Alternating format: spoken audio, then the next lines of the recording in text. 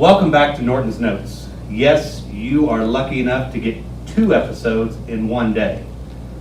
This episode, we're going to call it the Full House Masked episode. We have a full house of guests for you today, so we are masked up because we are within 6 feet of each other and we want to remain safe for each other. So, Matt, today our focus is going to be talking about student council and really about homecoming. So, this is your senior year. You've been through 3 homecomings as a high schooler.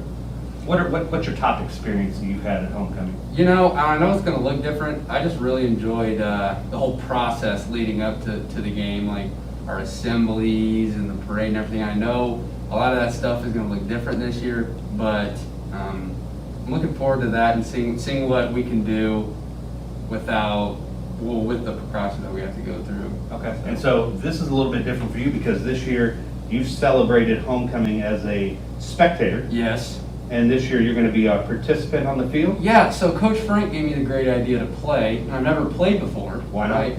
And my dad played football in college, so you know how he was, oh, you gotta get out there, you can play. You can play. I was like, okay, well, John, I guess I'll give it a go. Okay, how's it going? How do we look? We have improved night and day from last season. Okay.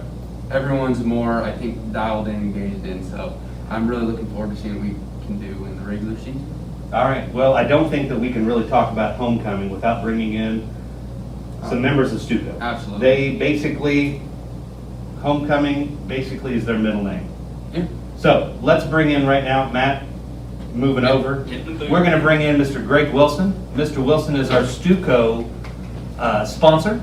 He has been with StuCo for so many years we stopped counting.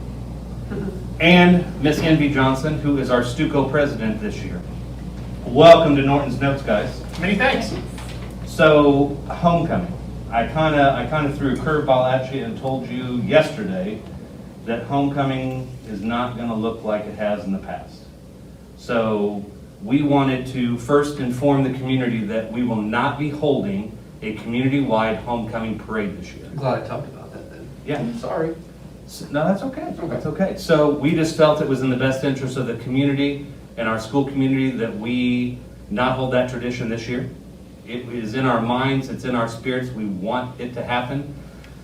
And we're also not going to hold students a school-wide general assembly for homecoming. And homecoming is basically coming up in almost 1 month away. So I talked to StuCo Executive Council yesterday, threw them a curveball, and they came back and hit a home run off that curveball. So Envy, why don't you discuss and talk a little bit about what homecoming is going to look like this year? So first, our theme this year is going off of a Candyland theme, so it's going to be called Home Sweet Homecoming. That's going to be really exciting. We plan on doing hall decks, decorating, keeping the spirit up with the students. As far as a parade goes, we've been looking at options, maybe a reverse parade where we stay where we are and students can drive through and see their homecoming queen candidates, their sports teams, their senior floats, junior floats. So that's what we have for a parade right now. And then for our assembly, we're looking at some options, maybe going virtual, staying in our classrooms, having something going on school-wide to keep everybody involved, but that's what we're looking at right now. You said there's candy involved? Yes. Oh, here we go. I'll have to say, we're not going to throw out what our theme days are yet. We will announce those when all our students are back in the building. But the theme days might be some of the best theme days I've seen since I've been here at Smith Cotton. I think they tie in great to the overall theme of homecoming this year. And I'm going to go into a little more detail about what our assembly is going to look like. We are still going to have an assembly. Students might be in the room and they might be watching that assembly virtually, but it will be interactive. So we will be calling small group of students down to the gym to participate in games or adventures throughout the building. So I think that the interactive part will be maybe a little more exciting than a homecoming where you're just sitting in the stands. So I think it could involve the entire building. Mr. Willson, talk to us about StuCo. Why have you done it for so long? What keeps you around? When I first came here 16 years ago, they were in need of somebody to take on StuCo, and I figured, I might be appropriate for the job. at least in terms of, I was available and I could do that for them. But then I found I loved it, and here's why. You're in charge of kids, well, you're not really in charge of kids, they're in charge.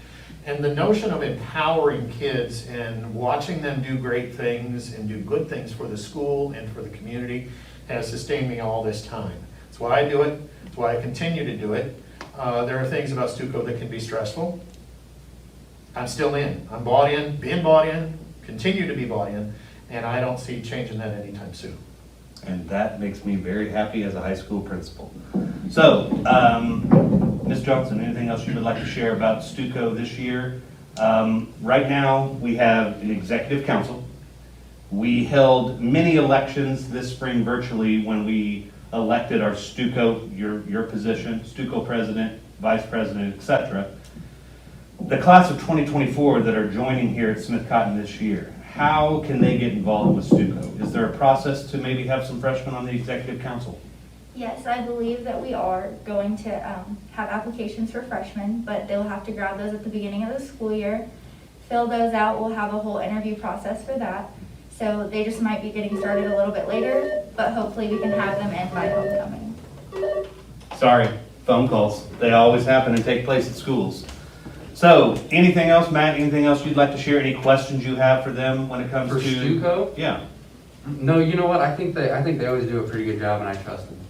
So I would agree with that. Honestly, I'm not like I trust you guys. StuCo is the group, and it is a glue that holds our building together. And Mr. Willson got it right. It is a group of students that are empowered to be in charge. And I think if you're looking to be a leader, if you want to be successful in life, being a member of StuCo is a great way to get experience in being a leader. So that's all we have today for our second and final. We're done. There are no more notes going to happen today. So thank you for joining us. Don't forget Tiger on the Prowl. He's going to be going around talking to your teachers. So we'll find out what some teachers have been doing this summer. Thank you. Norton out.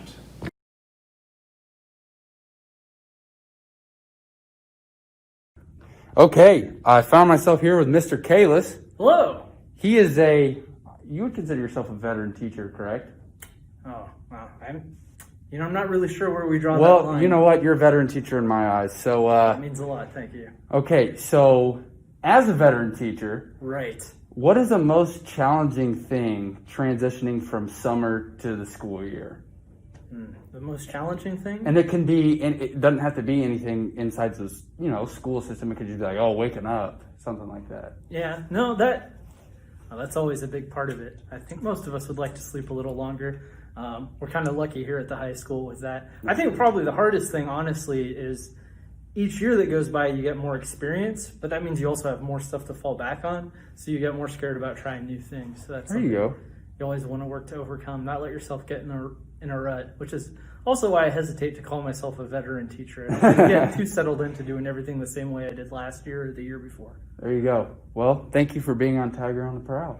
Well, thank you for including me. This is going to go on the YouTube. Yes. Oh man, it's pretty exciting. Yes, it is. Okay, I found myself roaming the halls and found Miss Willson here. And Miss Willson, how are you doing? I'm doing great.